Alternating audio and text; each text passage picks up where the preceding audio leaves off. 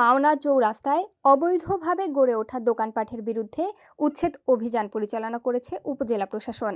বিস্তারিত থাকছে গাজীপুরের শ্রীপুর থেকে মোহাম্মদ আব্দুল বাতেন বাচ্চুর প্রতিবেদনে।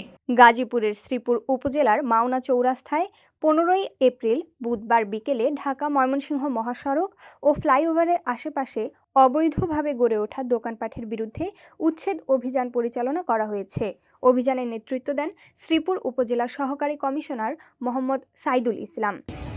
সকল পক্ষকে নিয়ে আমরা আজকে অভিযানটি পরিচালনা করেছি এবং ব্যবসায়ীদের সাথেই সমন্বিতভাবে আমরা কাজ করার চেষ্টা করছি এবং তাদের সহায়তায়, হাইওয়ে পুলিশের সহায়তায় আমরা আজকে পরিচালনা করেছি এবং বলা যায় আজকের উচ্ছেদ অভিযানটি অনেক সফল হয়েছে।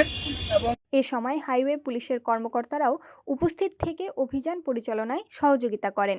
অভিযান চলাকালে মহাসড়কের দুই পাশ ও ফ্লাইওভারের আশেপাশে গড়ে ওঠা অবৈধ স্থাপনা ও দোকানপাট অপসারণ করা হয়।